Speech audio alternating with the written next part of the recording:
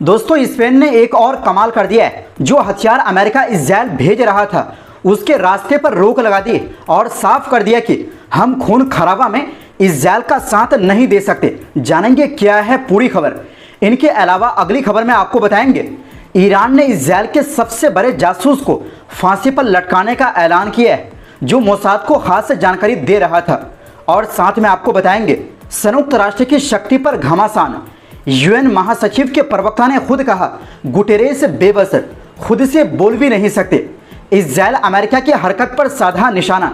और इसी के साथ समुद्र फ्लोटिला के जहाज गाजा पहुंचने से बस चंद दिन दूर है, लेकिन इसी बीच इजराइल ने इसे रोकने के लिए बड़ा कदम उठाया है। तो बिना देर किए खबरों की शुरुआत करते हैं। दोस्तों स्पेन ने इजराइल को जाने वाले अमेरिकी हथियारों का रास्ता रोक दिया है। स्पेनिश अखबार एल पाइस के मुताबिक मैड्रिड ने अमेरिका को साफ मना कर दिया है कि उसके हथियारों से भरी जहाज या प्लेन स्पेन के सैन्य बेस का इस्तेमाल नहीं कर सकते। ये रोक कादिस के रोता बेस और सेविलिया के मोरोन बेस पर लगाई गई।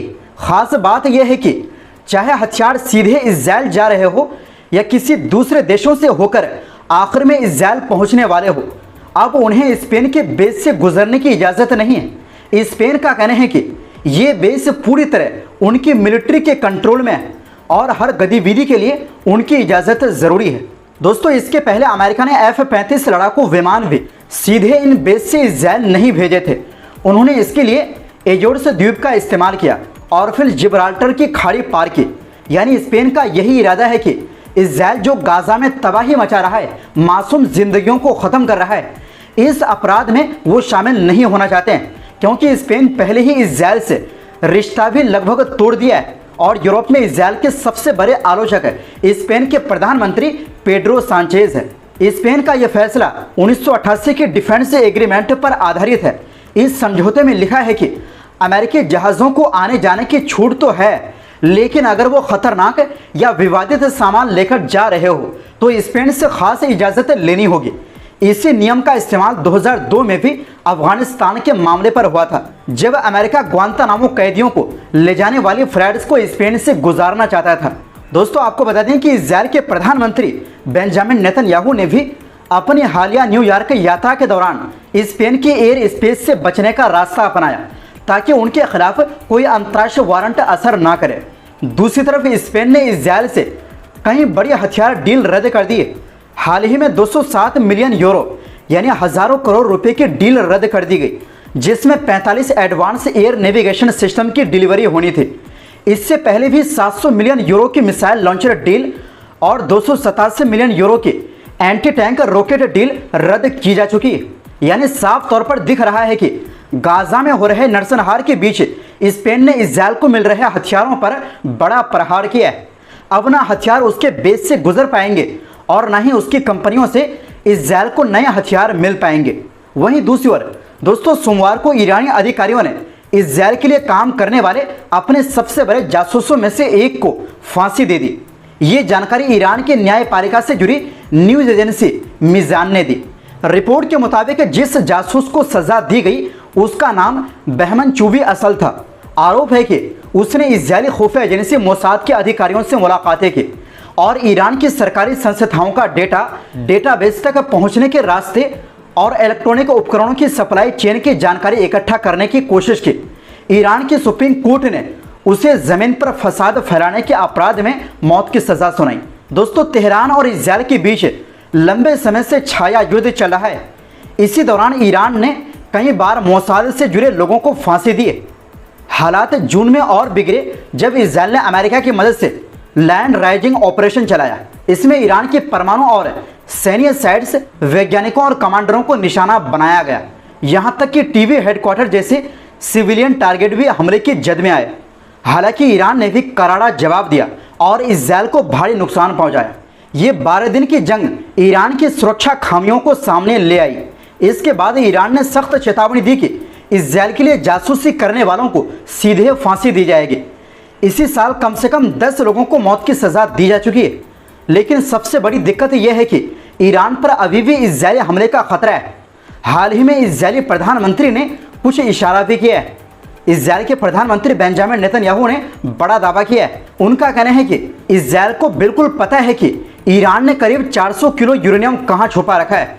उन्होंने ये भी बताया कि ये सारी इंटेलिजेंस जानकारी अमेरिका के साथ शेयर कर दी गई है। इसको लेकर ईरानी सेना के चीफ ऑफ स्टाफ ने भी साफ कह दिया है कि अगर कोई भी देश उनके खिलाफ हमला करता है या खतरा पैदा करता है तो उसका जवाब वो पूरी ताकत और सख्ती से देंगे। मेजर जनरल अब्दुल रहीम मौसवी ने कहा कि ईरान अपने डिफेंस सिस्टम को लगातार मजबूत, मॉडर्न और अपडेट कर रहा है। इसी वजह से सेना हर वक्त किसी भी हमले का सामना करने के लिए पूरी तरह तैयार है। वहीं दूसरी ओर दोस्तों, अमेरिका और इजरायल की हरकत को लेकर खुद संयुक्त राष्ट्र ने हताशा जाहिर की है। संयुक्त राष्ट्र संघ के महासचिव एंटोनियो गुटेरेस के प्रवक्ता स्टीफन दुजारिक ने जनरल मीटिंग के बाद बड़ा बयान दिया है। अरब न्यूज़ से बात करते हुए दुजारिक ने कहा, यूएन के पास कोई ताकत नहीं है, ये एक शक्ति विहीन यानी गैर ताकतवर संगठन है। इसके महासचिव चाहकर भी कोई फैसला नहीं ले सकता है।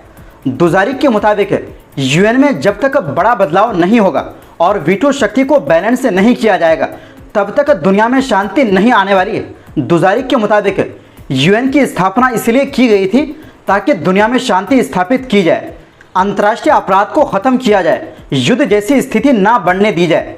आज हालात उल्टे हैं। जो देश वार क्राइम करता है वही यूएन पर एक्शन ले लेता है। इसका सबसे बड़ा उदाहरण इजरायल है। इजरायल के प्रधानमंत्री पर युद्ध अपराध के आरोप है, लेकिन इजरायल ने यूएन महासचिव को ही अपने देश में आने से रोक लगा दिया। इतना ही नहीं, इजरायल अपने सहयोगियों के जरिए यूएन फंड की कटौती में लगा है। उन्होंने कहा, जो लोग कहते हैं कि महासचिव गाजा पर चुप है वो असल में सुन ही नहीं रहे। इंटरव्यू के दौरान दुजारिक ने बताया कि गुटेरेस की दो प्राथमिकता है। एक तो जिन जगहों पर युद्ध चल रहा है उसे कूटनीतिक दबाव के जरिए खत्म कराया जा सके। इस काम में अब तक गुटेरेस को सफलता नहीं मिल पाई है। दूसरा, संयुक्त राष्ट्र संघ में बड़े बदलाव किए जाएं। उन्होंने अफ्रीका के लिए स्थायी सीट की सिफारिश को भी अहम बताया। उन्होंने साफ कहा, सुरक्षा परिषद की एकता की कमी ने हमारी ब्रांड वैल्यू को चोट पहुंचाई है। दुजारिक के मुताबिक कोई भी सुपर पावर इसे होने नहीं देना चाहते हैं।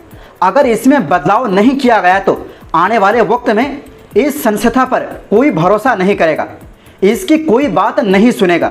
ये संगठन अपने मकसद से भटक जाएगा और बेमकसद हो जाएगा। गाजा युद्ध में लगातार अमेरिकी वीटो से गुटेरेस की नाराजगी और उनके इस्तीफे की अटकलों पर दुजारिक ने कहा, इस्तीफा देना तो उनके विरोधियों को तोहफा देने जैसा होगा। वो किसी हाल में हार मानने वाले नहीं हैं। वहीं दूसरी ओर दोस्तों, ग्लोबल समुद्र फ्लोटिला यानी वैश्विक बेड़ा ने ऐलान किया है कि वो अब सिर्फ 3 से 4 दिन की दूरी पर है और जल्द ही गाजा पहुंच जाएगा। बेड़े में शामिल मगरबी अस्तूल ने बताया कि उनकी नावें गाजा से केवल 589 किलोमीटर दूर है और अब बेड़ा बढ़कर 44 जहाज़ों का हो चुका है।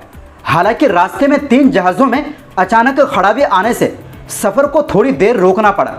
इसी बीच इजरायल ने इस बेड़े को रोकने की तैयारी शुरू कर दी है।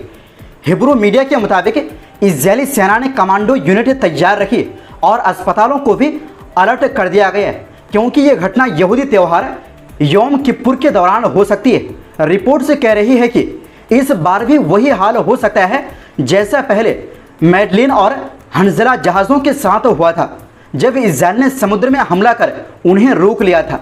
दरअसल इस बेड़े में 40 देशों से आए 500 से ज़्यादा अंतर्राष्ट्रीय कार्यकर्ता और नागरिक मौजूद हैं।